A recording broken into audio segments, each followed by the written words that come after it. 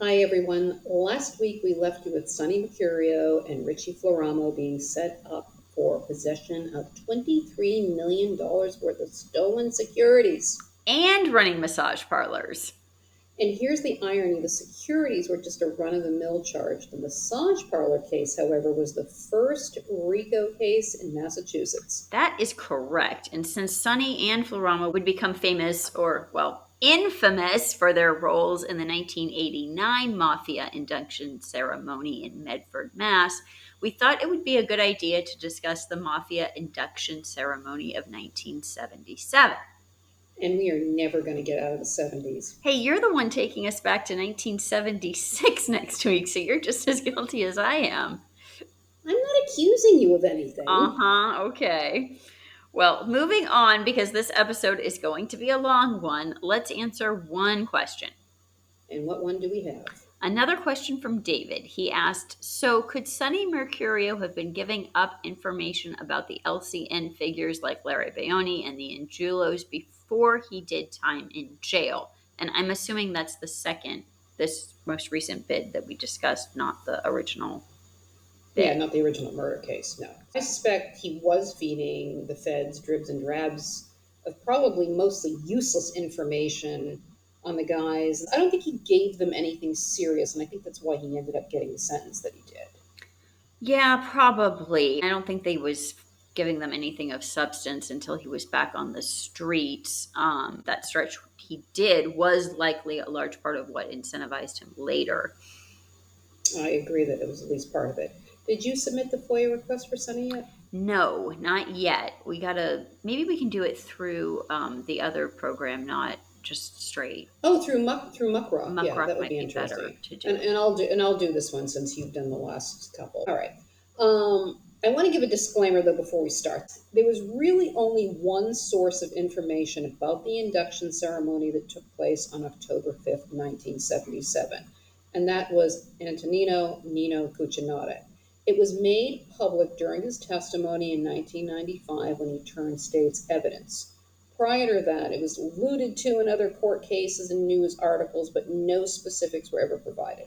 It's so odd. And it's odd that they did it at 98 Prince Street and not 95. I know, and I don't know if that was just a typo from the transcripts, but I saw the 98 number in several places. They owned that block or something. I'm not disputing that. I just, 95 was, I think, wasn't that where the wiretap was for Yeah, and some that was period of the time? quote unquote doghouse. Didn't the father have a fruit store or something there, or I some kind of think food store? so. I guess what we're trying to say is they knew that it happened, but they didn't have any access to other information. I'm not trying to say that what Cucinotta said wasn't true or accurate, but there were definitely some questionable statements that were made, which we'll get into in a bit. Plus, he suffered a serious head injury in 1988 and was under professional care for depression and other mental health issues, at least from the following year on. Yeah, there were definitely issues there besides the normal run of the mill antisocial behavior stuff. No doubt. The others allegedly made that day at 98 Prince Street were Raymond Patriarca Jr., Rudy Sciarra, Bobo Marapese, Matthew Louis. Was it Matthew Louis good looking? Or was it Luigi? I guess in theory it would be Luigi because Luigi was the grandfather's name. Okay. But anyway, So Matthew L. Good looking Guglielmetti Jr., Nicola Nick the Zip Leonardo, William Billy Blackjack Del Santo, and Pasquale Pat the Peace Galea. And I'm sorry if we butchered anyone's names, forgive us. And the masters of ceremony were Gennaro Jerry Angulo and Joseph J.R. Russo. okay, so before we discuss the ceremony itself and the participants, I want to address the big question that I am sure many of our listeners will have. I know I was curious about this at least. Why was Raymond Patriarchus Sr. not at this momentous occasion? I was talking to myself as usual when I was researching this episode. Every journo and author said that Raymond was in the can. He was not in jail. He was on parole and was in court trying to get an injunction against the government to not release any more of the 302s from the wiretap at the Climatic. Plus, the feds had him under round the clock surveillance. He would have been picked up along with the rest of them. And remember, Larry Bione wasn't in attendance either. Yeah, Larry, who supposedly sponsored Little Joe Napolitano to be made. But wasn't Larry on trial that year? That's right, the gambling case with A.B. Sarkis, plus he had a heart attack in June or July of 77. Yeah, we haven't even scheduled that episode. Add it to the spreadsheet before we get to Howie Winter. There's no turning back at that point. Howie's never going to make it to Leavenworth at this rate. Well, at least not in our story. Well, there's no way Larry could have been present. Okay, so now that we got that out of the way, let's talk about the boys. And you need to tell the story of how Jerry and Julo got made. I'll get to it. Okay, sounds like a plan. So, three of the inductees, Cucinato, Gallia, and Leonardo, were born in Italy. The others were locals. So, let's talk about the native Italians first, then Del Santo, and then Guglielmetti and Maripisi. And we've discussed Rudy Sciarra in multiple different episodes, so we'll try to keep it brief on him, and then we'll link to previous episodes for people who want even more details. That makes perfect sense. Okay, I just have one little teeny tiny favor to ask. Okay. Can you not stick me with Cucinato's bio? Oh, as I already mentioned, he had mental health issues starting in 1988. At first, I thought the whole crazy thing was an act like Vincent the Chin Gigante parading around in his bathrobe, but he truly was out there. You read more of the transcripts than I did, so I'm not going to argue with you there. I feel like you just baited me and set me up somehow. An innocent kid like me? Never. Would I ever do something like that? You know, people think you're all the sweet one and the innocent one, but they have no idea about you elbowing, pushing people through your ways at the subways and Tbilisi. Hey, if you can't beat 'em, join 'em. Those were the days. Yeah, they were. Okay, enough of our trip down memory lane. Time for Antonino Nino Cucinato's story. Nino was born on January 1st, 1942, in Sicily. Like Pasquale, he had one parent who was born in the States, but who returned to Sicily, married, etc., before returning back to the United States. In Nino's case, his mother was born in Pennsylvania. The family moved to the States, Rhode Island to be specific, in 1961. Nino and his brother both worked as butchers, Nino from the age of 8, and he claimed to only have a fifth grade education. Now, for the first bit of controversy, several writers have said that Nino was imported to do a hit for Raymond. Did Raymond really need to bring a 19-year-old kid and his family off the boat to knock someone off? Who else did they try to say? I mean, he tried to import. Didn't they say that about somebody else too? That he imported They somebody? did, and when I was putting all this together, I was trying to think of who that was, and I couldn't. Okay, well, anyway, but it makes no sense. That rumor was started with Special Agent William Shea of the FBI when 3 decades later he reported to the local police that, quote, Cucinato was brought over from Italy years ago to do a hit for Raymond, and after the hit he became a made man and Junior's driver, unquote. The same story was told by Shea to Luigi Reali, Really, yeah. a former Rhode Island statey. First, the only wise guy who was killed in Rhode Island during 61 or 62 was Jackie Nazarian on January 17th, 1962.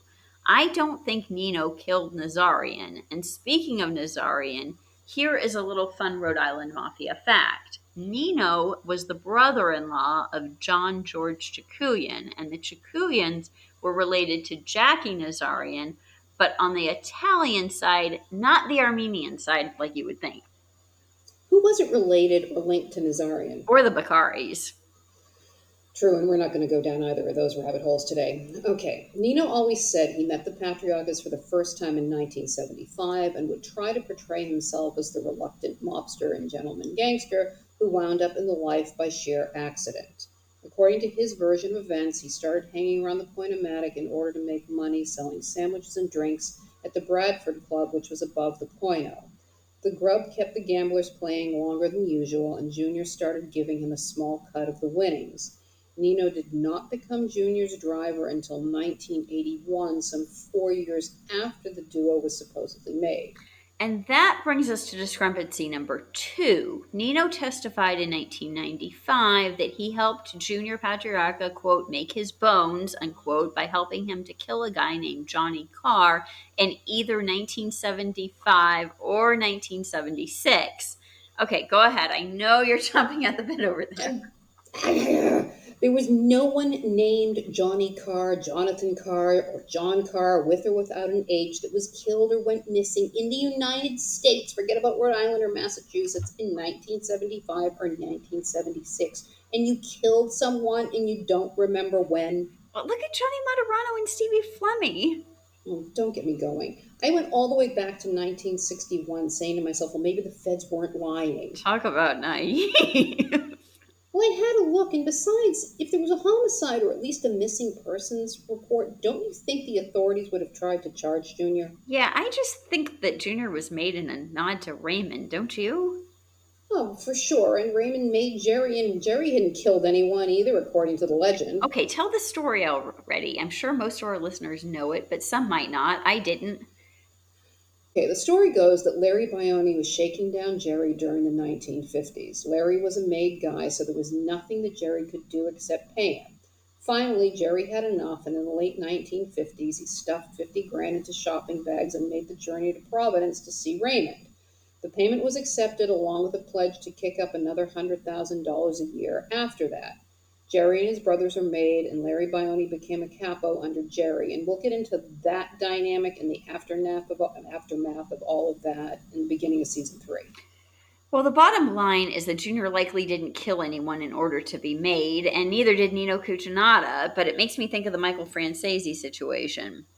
Yeah, whenever someone brings that up about him being made and not killing anyone, he kind of alludes to the same thing. Okay, we went way off track as usual. Let's stick with the events up to and around 1977 and save the 80s and beyond for future episodes. Okay, so let's move on to Pasquale Gallia, who was named after his paternal grandfather. He was born in Calabria, Italy in March 23rd, 1942, to Teresa Tricomi and Giovanni Gallia. As Lara mentioned earlier, his father was born in the U.S., New York to be exact, but moved to Italy before the start of World War II. Gallia was one of 6 children, including a brother who became a doctor and ran away to Anchorage, Alaska. Another one, do you blame him? No, they arrived in the States in 55 when Pasquale was 13. So Pasquale was the first of our Italians to arrive in Rhode Island? Yes, the order was Pasquale, Nino, then Nicola. And he fit in perfectly. He was a pallbearer at Jackie Nazarian's funeral, along with Anthony Whoa. Beccari in January of 62. The following January, Pasquale testified, along with 3 others, that they had attended a party at Jackie's house 2 weeks before he was killed. He stated that Jackie was brandishing a revolver and that Rudy Sciarra had taken the gun away from Nazarian with his left hand, and that was why Rudy's fingerprints were on the gun, which police would later say was the weapon that killed Jackie and that matched 2 of the slugs pulled from Jackie's body. In the end, no one was ever convicted of Nazarian's murder. In March of 65, Pasquale was arrested along with William Maffio, Rudy Sciarra, Bobby Fairbrothers, and 6 others on gambling charges. He enlisted in the Army, and in 1969, he saw combat in the Vietnam War, receiving a Purple Heart. He never married, and he was highly respected by all. In 2015, he passed away unexpectedly of a heart attack, but there will be more about Pasquale later this season and next season. Absolutely. Okay, let's move on to Nino Cuccinata's best friend, Nicola Leonardo. He was born on September 29th, 1940, in, I can't say this, Malara. Pietra Millara, Caserta, Campania, There Italy. you go, to Vincenzo Leonardo, and oh my gosh, you're going to have to pronounce mom's last name too, Agatha Santanasio. Sant'Ignazio. Okay. Well, we didn't butcher either of those. Okay. Thanks. Anyway, Nicola came to the States alone in 1965. Like Gallia, he never married, nor did he have any children. And he didn't have much of an early record. He was fined for speeding in July of 65, which who hasn't done that? So Yep. anyway, things got a bit more dramatic in February of 73. While robbing Vincent E. Dolan and Daniel A. Jamgosian, Nicola was shot in the neck and hit in the head with a hammer. I'll go past 77 this time. In March of 82, he was arrested on marijuana charges and released on $2,000 bail. Then, a decade later, he was pinched with 7 pounds of marijuana. Nicola died on April 9th, 2001, in a hospital in North Providence. Yeah, I thought it was okay to wrap Nicola up there since he's really not going to be making too much of a comeback. Okay, next on the list is William Del Santo. He was born on November 13th, 1943, to Carmine Del Santo and Anna Maria, and I'm going to butcher this one, Scadoni. Hey, glad you had to try to pronounce that one, not me. Well, at least I tried. The first arrest of Williams I could find was in March of 1962, and he had two others. He and two others were arrested for robbing a coin shop in Natick, Mass. Why is there always a coin shop or a stamp shop? They were super popular back in those days. Anyhow, the total haul was a mere $300, but bail was set at $10,000 each. Nothing ever came of the case. I have to bring up the alleged Johnny Carr hit again. According to another source, Del Santo was also considered a suspect in the Johnny Carr homicide. But who was Johnny Carr? Maybe like maybe Caruso, and they're like butchering the last name. But nobody was. Look, Okay, okay, okay. I'm just I, trying to I, come up with I other we just did the hit parades of 75 and alternatives. I 76, but know. think about, we just did those episodes and we did a Yeah. lot of research on those. Did you come across a name that was even close to that? No. So to me it's another example of intel laundering. Yeah, the only Johnny Carr I know is the British comedian, so I got nothing. Okay, but one more Okay, thing about William. He was related to the Blue Jay Carl Vallecca by marriage. we still need to do our jail episode, but now let's make a decision about William, aka the Loan Shark Wizard. I have a lot of things I want to cover about William's adventures, but they're all after the ceremony, so I think that we should wait until we do the Federal Hill episodes. I agree, or we'll never finish this episode, and I want to get to Junior Patriarch. Junior and Matthew and Rudy and Bobo. Okay, so Raymond Joseph Patriarca was born on February 24th, 1945, to Raymond Ellis Patriarca and Helen G. Mandela in Providence, Rhode Island. And we told his parents' romantic um, wedding story in an earlier episode that Lara will link to. Yes, So we have lots of links. I will spare you the long list of nicknames and we'll just stick with Junior to avoid confusion. I have to include this one blurb from the wiretap at the Coinomatic between Raymond and Junior. Quote, marry an Italian girl, she'll stand by you when you're in trouble and won't call the police if you slap her in the mouth, unquote. Junior, years later, would deny that conversation ever took place and that it was a Fed fabrication. He told the press, quote, my father never, never, never told me about hitting women, Italian women, bothering women. I want to apologize to all the people in the state of Rhode Island because my father never had a conversation with me like that about women, marrying an Italian girl so you can hit an Italian girl. He never spoke to me like that. In fact, my first wife was Jewish and my stepmother is Irish. My father respected all women. I believe him. Yeah, good for him for standing up for for himself and his dad. But I have Yeah. another Rhode Island Mafia fun fact. Tell. Junior had a driver's license with no photo, and in the spot where the photo should have been, it said valid without photo, unquote. I wonder what that was like. What was that all about? I don't know if he. I mean, everyone knew who he was visually. Like you would spot him. I mean, if the police pulled him over or whatever, it's not like you didn't know who he was. What is that, a vanity thing? I guess. I don't know. Anyhow, he went off to college even though he didn't finish. He married his first wife in the mid 60s. When the Italian American Civil Rights League was at its peak, before Joe Colombo was shot, he gave office space to them. The interesting thing to me is that after Junior got married, Raymond Sr. and Thomas Hillary were living together in a one-bedroom apartment until 1970 went to jail. Junior supposedly brought Tommy Hillary home with him when they were teenagers, and he lived with them all those years. And then Hillary took care of Helen Patriarca after she got cancer. I remember that you think that Hillary was Raymond's illegitimate kid. Hey, it's possible, and it makes just as much sense as anything else. I agree with you. And you're not going to get an argument. And now, in order to save time and everyone's sanity, let's save Junior's full story when we cover his trial. Okay, now let's move on to Maddie next. Okay, another name that I'm going to butcher, and I'm not going to even try to say it the Italian way. I'm just going to say it the Rhode Island way as best as I can. Matthew L. Guglielmetti Jr. was born on October 31st, 1948, to Matteo Matthew L. Guglielmetti and Gloria V. Cicciarelli. in Providence, Rhode Island. His dad was a truck driver and a teamster. His paternal grandfather was from Piacenza in the Emilia-Romagna region of Italy. He had a record dating back to 1970 when he was arrested on marijuana charges, but the case was dismissed in December of that year. Then 5 years later, he was arrested with Blaise Mafio for possession of an illegal handgun. His engagement to Diane Ogden was announced in December of 1977, just 2 months after the induction ceremony. Well, let's wrap him up here because he's still kicking, and we'll be doing an in depth profile of him when we cover the induction ceremony of 1989 at the end of this season, and even more in season 3. And that brings us to Bobo Marapese. And you get to start this one. Oh, gee, thanks. So Frank Luigi Bobo Marapese Jr. was born on March 29th, 1943 to Frank Luigi Sr. and Margaret de Cristoforo in Cranston, Rhode Island. He was one of 3 children. His paternal grandfather was from Falciano, and his maternal grandmother was from Florence.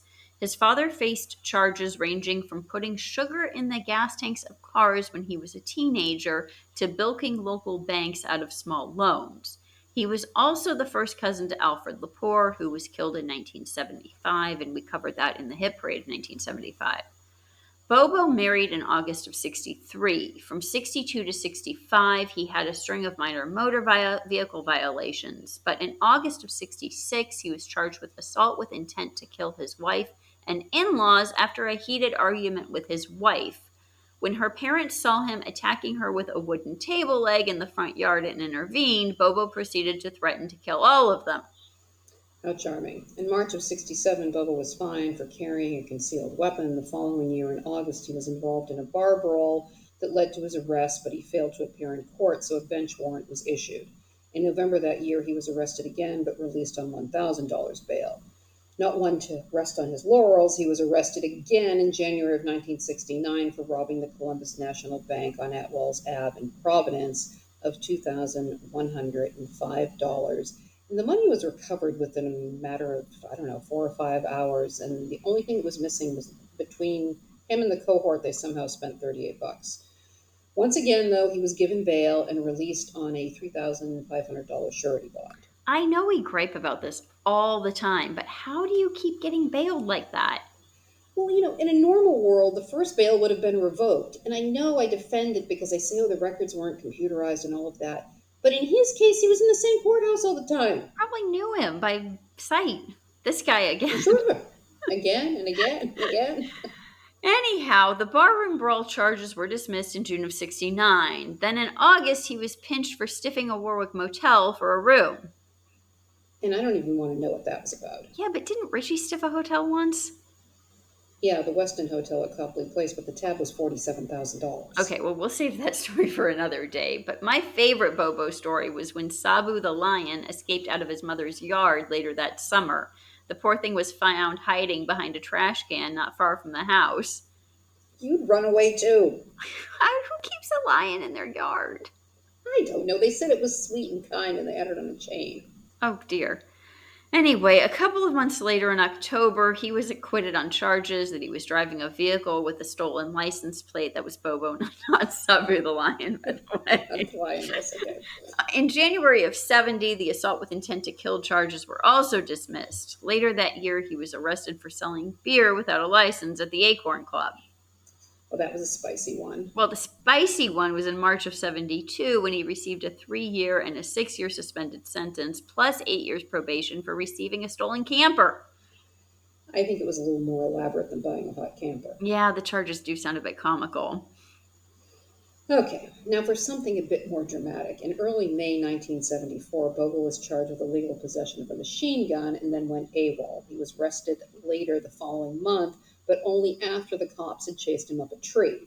The following year in March, he was subpoenaed over the Cali murder. I'll link that episode also because, it's the same episode from 75. I want to give one thing post-induction ceremony here. In June of 1978, Bobo was sentenced to 5 years in prison for violating the terms of his probation from the stolen camper case. Okay, we'll leave the rest of Bobo's story for another episode. And now, last but not the least, Rudy Sciarra. Like we said at the beginning, we've done numerous episodes that have covered Rudy, so we will keep it short, but we'll link to all these other episodes. And let's skip the genealogy and focus on his record up to 77, please. Okay, Rudy's record went back to 1939 when he was arrested in Massachusetts for stealing a car. To add to his misery, in October of that year, he escaped and fled to Rhode Island, only to find himself arrested on a fresh auto charges and shipped off to Howard. But the charges were dropped later that month. In October of 42, Willie, I can't, sorry, Mafia? I Mafia? still have Mafia. the wrong version in my head and I can't get it out. I know. Angelo DeSaro, the uncle of future murder victim of Frankie Salemi, were arrested for stealing booze from the West Exchange warehouse back in April of 41. Rudy enlisted in the army in March of 43, I assume to escape another jail sentence. That was very common back in those days, or the judge I highly recommended it. think they still do that. Probably. At the end of World War II, Rudy remained in the service, but visited his home in Providence when he could. He was arrested on September 1st, 1946, by the Rhode Island State Police for being at an illegal gambling establishment. That stunt would land him in the U.S. disciplinary barracks in Cumberland, Pennsylvania, to serve a 2-year sentence.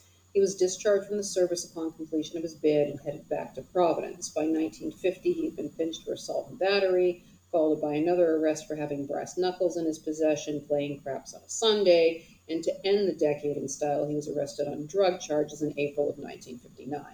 As we mentioned earlier, Rudy was charged with the murder of Jackie Nazarian. Thanks to the testimony of Pasquale Galea and other factors, he was exonerated of the charges. In June of 65, he faced federal gambling tax charges, to which he later pleaded guilty. In 1967, he was charged with the murder of Willie, only to be acquitted. Remember, Willie was also charged with Nazarian's murder, but the authorities could never get an indictment. Rudy was cleared, and like the Nazarian murder, no one was ever convicted. In April of 1968, he, and it feels to me like half of Federal Hill, was arrested for plotting to shoot Joe Schiavone. Then on August 15th, 1969, he was arrested in the slaying of Rudy Maffio and Anthony Millay. The following March, he was found guilty of conspiracy to commit murder and sentenced to 10 years, but he would be a free man by the time of the ceremony. Okay, we're finally to the ceremony, but before we start, I want to mention that the surveillance report from the Coin-O-Matic on that same day, October 5th, 1977, a lieutenant with the Rhode Island State Police reported to the feds that Patriarca would go to sit at the Coin-O-Matic nearly every day. 2 days previously, he had seen Raymond Patriarca sitting in someone's car behind the building having a conversation. I mention all of this to verify once again that Raymond was not in prison when the ceremony took place. Thank you. And again, I want to say that Nino Cucinato was the sole source of information about the ceremony. According to his version of events, the group set out from Providence in 2 cars and met at an espresso bar in the North End. I tried to find out if it was the Cafe Pompei or the Florentine, but no luck. If any of our listeners know, please write to us. After the cafe, they went to 98 Prince Street, which was the headquarters of Jerry Angiulo. And I want to point out again that Nino said that Rudy, Nicola, and he were brought in and walked past a group of people sitting at tables and then escorted into a private room. One by one, they were led out. He did not mention Junior, William, Matthew, Pasquale, or Bobo. Well, at least not in the testimony that we could find. Nino said that he sat across from Jerry and the process began. Quote, "Nino, do you know why you're here?" Angiulo said. "Do you have an idea?" Nino said he did. Quote, "You're here because you're going to be baptized," Angiulo said. "You were baptized when you were a baby, and you're going to be baptized tonight. You're going to be a man." Angiulo proceeded to ask Nino a series of questions. Let's say that you have a brother, and this brother of yours, he becomes a rat and he tried to hurt our organization or one of our friends. If we would tell you to kill your own brother, would you kill your own brother? Nino said yes. And Julo posed a second question. Well, let's say your mother is very sick and she's in bed dying, and let's say that the telephone will be ringing, and that will be us. Would you come to see us? Would you leave your dying mother in bed and come to see us? Again, Nino said yes. Jerry proceeded with the ceremony by placing a picture of the Madonna in Nino's hand and set it on fire. Nino took an oath, quote, "If I ever reveal this secret, I would be out of here dead," end quote. Then J.R. Russo lit a needle, pricked Cucinato's finger, and kissed him. A needle? What did he have? A splinter? I thought the trigger finger was supposed to be a cut with a knife. Hey, that's what I thought too, but what do we know? The needle thing gave me all kinds of flashbacks, by the way, of all those splinters I had after I'd have been climbing trees. My tribe had me all paranoid that if I left a splinter in there, it would go straight to my heart, that you'd be able to trace the line under your skin while it was happening and watching yourself die. You're lucky you don't have anxiety. Please, I'm lucky that I'm alive. All right, now back to the ceremony. Nino said that a group of wise guys entered the room and congratulated him. It was official. Nino was a made member of the Mafia. Okay, I am glad that's over, but we'd love to hear from you guys about what you've heard about the ceremony. And sorry it was such a long one. It was another broken promise on both of our parts this time. Okay, next week we will be back with the Danvers Armory heist of 1976. And that one's going to be a little bit different. We're going over to Ireland and the IRA and the British soldiers and all kinds of fun stuff. Thanks everyone for listening. Bye. Bye.